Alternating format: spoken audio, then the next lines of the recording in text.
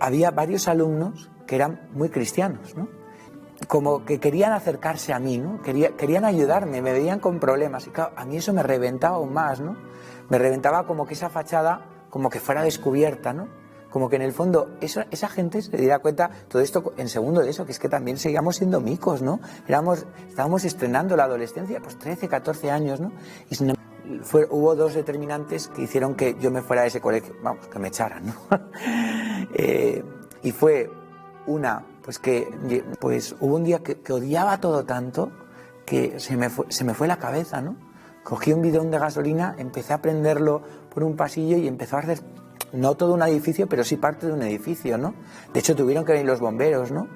Y claro, era como acabar con eso, ¿no? Acabar con lo que yo odiaba, con lo que no conseguía, ¿no? Y luego otro chaval que había depositado una confianza grande en mí, me había dicho pues que por primera vez iba a poder comprar el regalo de Navidad a sus padres, no sé qué, y entonces como que había ahorrado un montón de dinero y había traído lo que en ese momento eran 40.000 pesetas hoy en día. Entonces yo se lo robé y ahí sí me pillaron. Igual que en el fondo era todo llamadas de atención, yo quería llamar la atención, yo quería ser protagonista, yo quería que los demás vieran que yo era el más valiente, el más grande, el más no sé qué, toda una fachada, ¿no? Y de repente me sentí indefenso, ¿no? Ante 4 profesores, el director en medio, preguntándome, ¿no? Diciendo, pero tú te das cuenta de que cada vez tienes más problemas, de qué tal, de que has hecho este grafiti en el colegio, de qué tal, de que... Me empezaron a saltar todos los trapos sucios que yo había hecho y que yo entendía que ellos podían saber que los había hecho, pero tampoco lo sabía tan seguro, ¿no? Y me dicen, mira, hemos decidido que el único castigo que te vamos a imponer es que se lo digas a tus padres. Yo en ese momento, aunque os parezca mentira, como que me alegré, o sea, como si se bajara un peso de encima, ¿no? Y dije, ¿solo es esto? Va, fenomenal. Digo, esto se lo digo chupao. Me acuerdo que era un viernes, digo, va, se lo digo chupao este fin de semana. Pues fui incapaz. O sea, fui incapaz de enfrentarme a la realidad de mis padres. Y no tanto porque les tuviera miedo, sino porque todavía tenía corazón. O sea, todo ese odio que había en mí todavía no había terminado de cargarse el corazón que tenía, ¿no? Y era incapaz de pensar pues en las lágrimas de mi madre, ¿no? En que otra vez le había partido el corazón, ¿no? Y a mi padre igual, ¿no? No quería defraudarles, ¿no? Porque en el fondo me he pasado la vida así, de hecho todavía soy un poco así, ¿no? Como que vivo como un poco no queriendo defraudar, porque en el fondo es un amor propio gigantesco, ¿no? Y en el fondo siempre es un poco, pues en esta esclavitud del qué dirán, ¿no? Del qué dirán, pues que a mí me esclavizaba en ese momento, ¿no? Pero en ese momento también desde cierto amor, ¿no? Que tenía mis padres, porque al final mis padres en todo este proceso no habían dejado de quererme. Claro, o sea, lo sorprendente es que mis padres no me habían mandado a la porra o a freír espárragos, sino que habían seguido apostando por mí, ¿no? Entonces, claro, todo eso a mí todavía no tenía el corazón tan duro como para no darme cuenta, ¿no? Total, que llegó el lunes, me preguntaron, yo dije que sí, que por supuesto que lo había dicho, llamaron a mi casa y se dieron cuenta de que no, por supuesto que no lo había dicho. Mi madre me recibió ese día en la ruta, pues como todos los días, nos recibía a mis hermanos y a mí, ¿no?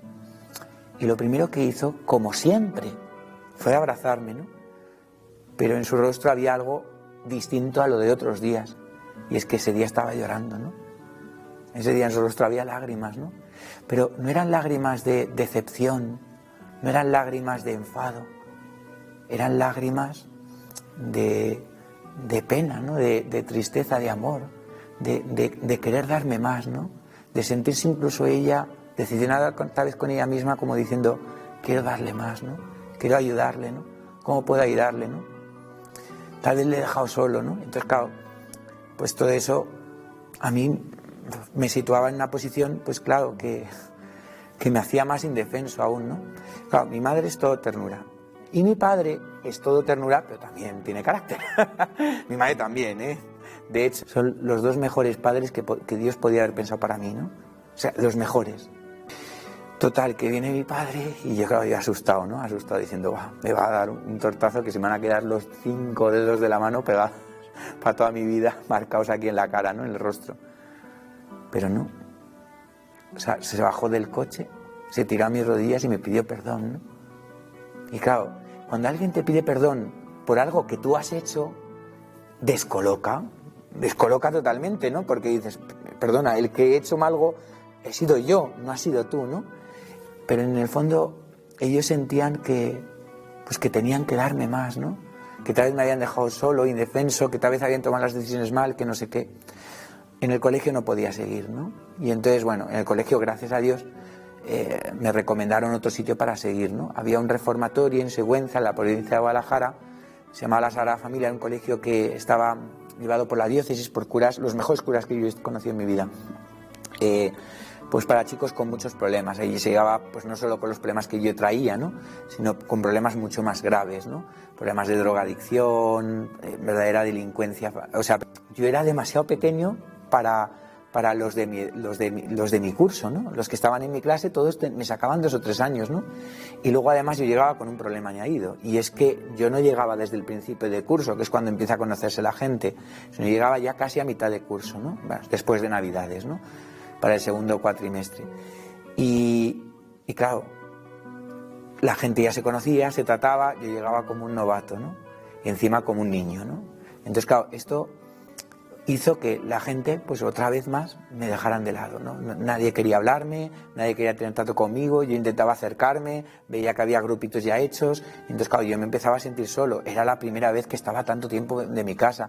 Hasta el mismo lugar era como difícil. Yo dormía con otros 7 personas en una habitación, yo estaba acostumbrado pues a dormir como mucho con mi hermano, entonces, claro, era todo muy distinto, ¿no? O sea, el internado me sirvió para empeorar.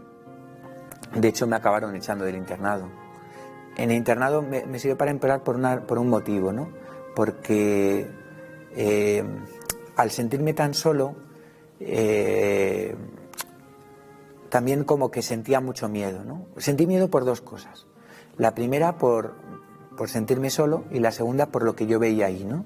Claro, yo había llegado a unos puntos pues ciertamente peligrosos, pero claro, allí verdaderamente era un peligro vivir, porque, o sea, se veían pistolas, navajas, drogas de todo tipo. Claro, yo había probado los porros, pero yo no había visto nunca cocaína, heroína. Claro, todas esas cosas a mí me asustaban, ¿no? Porque todavía me daban como cierto respeto.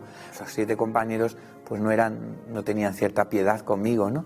Al revés, pues fueron a por mí, ¿no? Entonces, claro, al principio era solo reírse, luego era solo pegarse, y luego cada noche era intentar pues que no abusaran de mí. Claro, porque es que hasta en eso pues había una degeneración tremenda, ¿no? Entonces ya ahí perdí toda la inocencia que tenía, ¿no? Y claro, yo pensé, una de dos, o dejo que me destruyan completamente, o me hago peor que ellos, ¿no? Y escogí la segunda opción. ¿Cómo? Pues a través de lo más sencillo, de las drogas. Las drogas siempre es el camino más sencillo, ¿no? Porque es el camino de destruir tu vida más sencillo, ¿no? Te da un prestigio enorme, te da dinero. A mí me daba mucho dinero. Tenía a la gente comiendo de mi mano, ¿no? Y yo, como para lo malo he tenido más labio que para lo bueno, pues claro, no te das cuenta de que te empiezas a enganchar. Porque la droga, no todo el mundo te lo dice. De hecho, yo muchas veces lo digo a los chavales de mi parroquia. Digo, ¿vosotros creéis que un porro es lo menos peligroso del mundo? Pues claro, comparado con la cocaína o con las pastillas o con la anfetamina, pues por supuesto que es mucho menos peligroso. Digo, pues a mí es la droga que más miedo me da, porque detrás de esa vienen todas.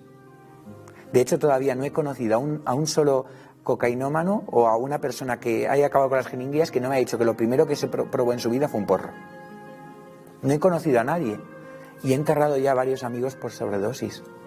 Entonces, claro, sé por dónde va este mundo y lo conozco muy bien, y me da pena pues que la sociedad no dé ningún valor a esto y que parezca una cosa ya tan normal, porque la droga es una rueda que está en cuesta hacia abajo y que es que no va a parar, cada vez va a ir a más, cada vez va a ir a más, y en mi caso es así. De hecho, me daba tanto prestigio que cada vez me animaba más, aparte del gusto o el placer que podía suponer esto, ¿no? Luego me hacía olvidarme de quién era, claro, porque en el fondo a mí me hacía sufrir quién era. No solo quién era, sino además hasta la misma máscara que yo presentaba. Todo me hacía sufrir porque todo era incompleto.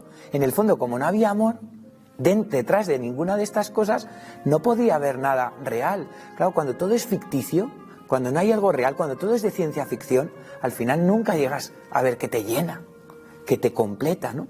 Entonces, claro, todo esto iba en detrimento. Entonces, en tercero de eso, hubo un intento de echarme pues porque también pinté un tren lleno de grafitis, me pillaron con temas de drogas y tal. Nosotros íbamos en un tren desde Sigüenza, desde Chamartín hasta Sigüenza, me